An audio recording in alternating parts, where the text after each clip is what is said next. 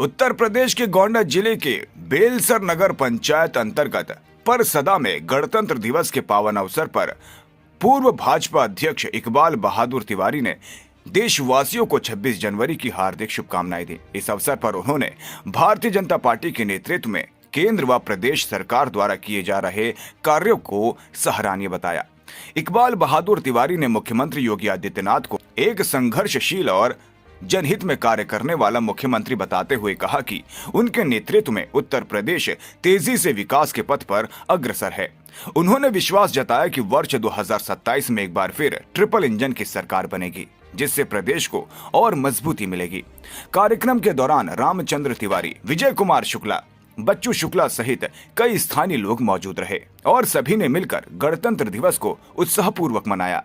नमस्कार, स्वदेश प्रेम news channel. हमारे साथ इस समय इकबाल बहादुर तिवारी जी हैं, जो पूर्व जिला अध्यक्ष बीजेपी भाजपा से थे। अभी हमारे साथ मौजूद हैं, उनसे बात करते हैं। सबसे पहले आप अपना परिचय दीजिए। मेरा परिचय है, मैं इकबाल बहादुर तिवारी गोंडा का 2 बार भारतीय जनता पार्टी का जिला अध्यक्ष रहा, 7 से 10 तक और 12 से 15 तक। बेलसर ब्लॉक का प्रमुख 2007 से 2011 तक था।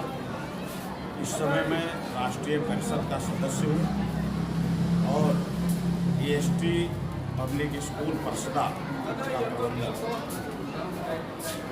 गणतंत्र दिवस के अवसर पर आज 77वें गणतंत्र दिवस के अवसर पर सभी नगर, क्षेत्र एवं जनपद वासियों को बधाई एवं हार्दिक शुभकामनाएं देता हूं।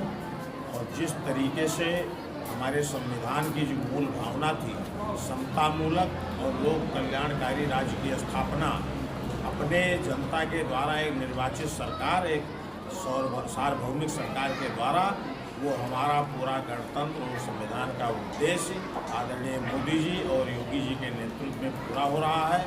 हमारी सनातन और विरासत की मजबूती हो रही है। गरीब कल्याण की योजनाएं धरातल पर लागू हैं, जिसमें सबके लिए आवास, सबके लिए अनाज की व्यवस्था, सबके लिए जल की व्यवस्था, हर घर बिजली की व्यवस्था, हमारे इंफ्रास्ट्रक्चर का बहुत बड़ा नेटवर्क पूरे देश में फैल चुका है। और मोदी जी के नेतृत्व में हमारे देश की अर्थव्यवस्था विश्व की 4थे नंबर पर पहुंच चुकी है। और जिस तरीके से सनातन और विरासत की मजबूती चल रही है, पूरे देश का गौरव बढ़ रहा है। बहुत जल्द ही हम जो ऋषि मुनियों ने एक संकल्प लिया था, हमारे माननीय अटल बिहारी वाजपेयी, नानाजी देशमुख, लाल कृष्ण आडवाणी और हमारे इस पार्टी के संस्थापक डॉक्टर श्यामा प्रसाद मुखर्जी और मार्गदर्शक पंडित दीनदयाल उपाध्याय जी ने जो सपना देखा था, उस सपने को राम राज्य के रूप में हम परिवर्तित करने जा रहे हैं। और करोड़ों करोड़ों देशवासी उस सपने को पूरा करके 2047 तक विकसित राष्ट्र भारत बनाने के लिए संकल्पित है। ये कभी इलाहाबाद प्रयागराज में माहौल छाया हुआ है, अभी महाराष्ट्र में, उसमें क्या वो विषय संतों के बीच का है, व्यवस्था संबंधी विषय है। मैं संतों से अपील करूँगा, चाहे अभी मुक्तेश्वरानंद जी हो या कोई संत हो, उन्होंने संत भाव से, बिना किसी प्रतिशोध के संत भाव से गंगा स्नान करना चाहिए और गंगा मैया से समाज और जनता के कल्याण का आशीर्वाद लेना चाहिए। और विवाद का विषय संत का होना ही नहीं चाहिए। यदि प्रशासन की छोटी मोटी गलती है तो उसके लिए कार्रवाई हो सकती है, लेकिन कालनेम की भूमिका को किसी संत का नहीं निभा। प्रशासन पे आरोप लगा रहे हैं कि सम्मान नहीं दिया, वो विषय हमारा नहीं।